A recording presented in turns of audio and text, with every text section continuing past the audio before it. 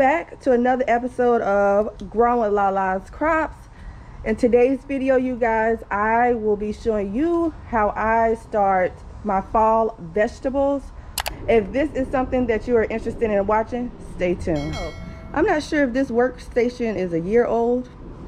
If not, it's almost a year old. It still looks good. I use my workstation to start my seedlings, you guys, outdoors. But I also store some of my garden supplies. Yeah, I just have my Haas calcium nitrate fertilizer. This is a soil amendment right here. And then this is an organic fertilizer for our lemon tree. And these are just like wildflower mix. I've had this Miracle Grow fertilizer for a while, so I may need to get rid of this. I don't know. I need to look at the expiration date, and that will help me determine if I can keep it or it needs to go.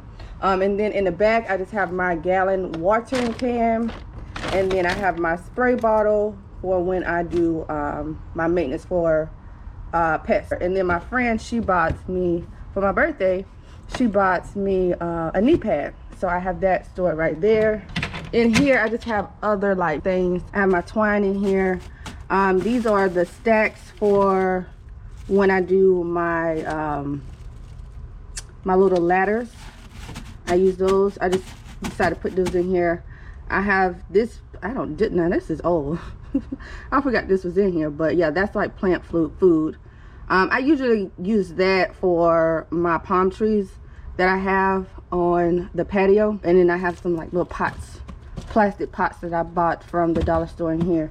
All right, you guys, so here are some of the seeds that I would just be starting in today's video. I'm not going to start all of my seeds in this video. So I have my seed starting mix that I like to use. I bought this from Home Depot. I also have my plant labels that I bought from the dollar store, and I'll show you guys how I may have to cut these down so that they can fit into my trays, which I will be talking about next. I have a bowl to put my seed starting mix into because I will be using water to soak the seed starting mix, and I will explain why I do that.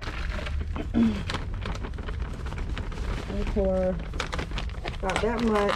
I'll show you. This is how much seedling mix I have in here, but once you apply water, this will shrink, you guys. So I'm gonna pour some water in here, not too much because you don't want it too soggy. So I think that should be enough. I love this little watering can. All right, so I'm just gonna work my hands in here. Okay, so the reason why you want to pre-moisten your seedling mix is so that you can really get a true level of the seedling mix once you place it into your seedling trays. So as you can see right now, it's fluffy. Yeah, it's fluffy. Of course, that's what you want in your seedling mix because you want any new developing seedling for their roots to easily penetrate through this seedling mix. Now, if something was condensed and heavy, it will be hard for them to develop those roots, you guys. So it's always good to start your seedlings off with something fluffy like seed starting mix to help those assist those roots once they start to develop, you guys. You want to make sure that it's already moist so that your seeds won't dry out also, you guys. So that's another process that I'll talk about in another video as far as maintaining your seedlings so that they can grow into some healthy plants, you guys. All right, so now we're going to transfer this seed starting mix into my seedling trays, you guys. So I'm just going to go in and fill them up. So this is why I told you that it's great to pre-moisten your seedling mix, because as you can see, if it was fluffier, it will probably already be to the top. But when you wet it, which is what you would do in cycles as your seedlings grow, you have to water your seedlings, you guys. So let's say you decided to go straight into putting your seed starting mix into your seedling trays without any water. So let's say the fluffy mix will be already to the top, but when you go to water it, the level will shrink down. So that is giving your roots less soil to produce those roots into, if you get what I'm saying. So that's why it's always best to just, now you don't want to pat it down too tightly, but that's why it's always best to go in and add water to your seedling mix before you transfer it into the seedling trays. Okay, so I just like to make sure that I fill these up, but I don't want to compact it down too much. Because like I said, your roots, they need to breathe, you guys. They need to develop. To be honest, my favorite growing seasons are spring and fall. Spring and fall. But don't get me wrong, summer is good because you can grow like watermelons. So I really enjoyed growing watermelons this year, you guys. So it's just summertime. It's hot, you know. And then the pests, they like to come out and play. All right, so I'm going to go ahead and speed up this video, or you may just see me when I have completed both trays, and then I'll show you how I put my seeds in, and then my plant labels. All right, you guys, so I am finishing up this second tray. How many cells is this? So this is a 24 celled seedling tray. I still have maybe about a half a bag of seed starting mix left over. What is included into this mix is peat moss for nutrient balance, coconut coir for drainage, and vermiculite for moisture retention. So I have one more seedling tray inside, you guys, that I will do another video on. So the next process is to add your labels, because you don't want to mix up your seeds that you start, and then I'm going to go in here and clean this up afterwards. Just add this to some sparse areas that still need some more soil, like this one. Okay, so yeah, this is still good, you guys. All right, there we have it.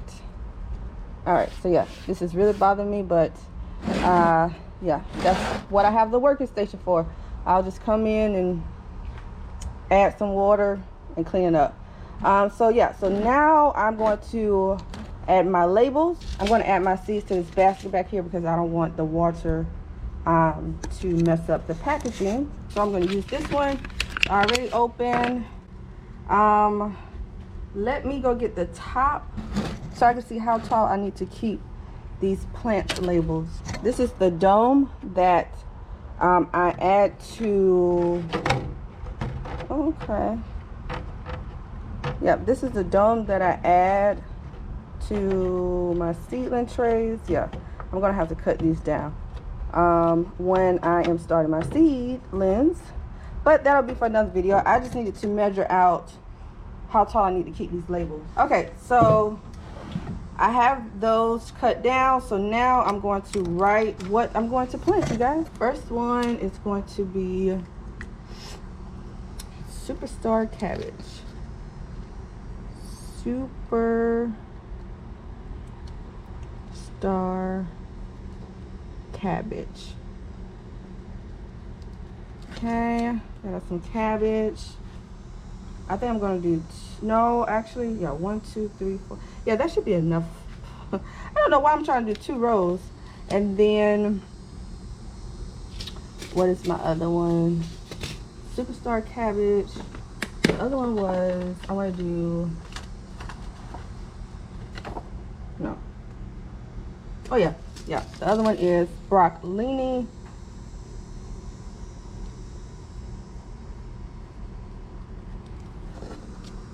Okay. Of course, you guys know I need to do my Georgia collard greens. If you guys don't know, like 2 years ago, I grew 3 feet tall collard greens. If you guys want to check that out, I will provide a link for that video or those videos. It's a couple videos if you want to check that out. What else? I'm definitely going to do some lettuce and stuff, but I want to keep all of my like collard greens and cabbage in one. I may do the all season cabbage. Yeah. So let me scoot these up. So yeah, I'm hoping that I will be blessed with 12 cabbages this year. That's the reason why I'm planting more cabbage than like the collard greens, because collard greens you can continue to harvest from multiple leaves. So that's why I always like to grow, like one of my favorite vegetables to grow is always collard greens, you guys. Always collard greens. So I will have 6 plants. I just need to figure out where I'm going to, how I'm going to format my fall garden this year, because I did expand, but I am trying to limit to the amount of raised beds I grow in this year, you guys, because I'm in graduate school, and yeah, I'm trying to learn how to balance everything. So as far as work, my business, Lalascrops, and doing YouTube videos, and being in graduate school. I'm affiliated with Haas Tool Seeds, but you guys know that I love their seeds. I love the germination rate. For the superstar cabbage, you could plant early spring and fall. So and it takes 80 days to maturity, and then seed spacing is 12 inches apart. So that's why I like to do the square foot gardening method or layout, because 12 inches, I know that I could place 1 cabbage into a square foot. So I'm growing 6 of these. So I know that when I get ready to transfer them out into the garden, I will need 6 spots to plant this type of variety of cabbage. All right, so I'm going to just pour out a couple of seeds. I always like to plant 2 seeds in here. So I always like to put one in the middle, and then I put one off to the side. Now these smaller seeds, you don't want to plant too deep, because they are really small and they need the light. They need light to grow. So if they are planted too deep, it will either they won't germinate, or it will take a little longer for them to germinate. So all right, so I'm going to continue this process. So it's always exciting to watch them germinate and grow under a grow light.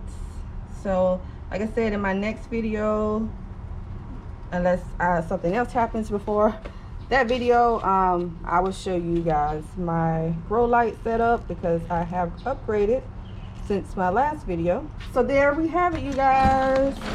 All right, so this is my first tray: Georgia collard, broccolini, all season cabbage, and superstar cabbage. So that concludes today's video. I'm showing you how I started my fall vegetables. I hope you guys enjoyed. If you did, don't forget to give this video a thumbs up, share this video, and of course subscribe to my channel, you guys. And I will see you guys in my next video. As always, happy gardening. Peace.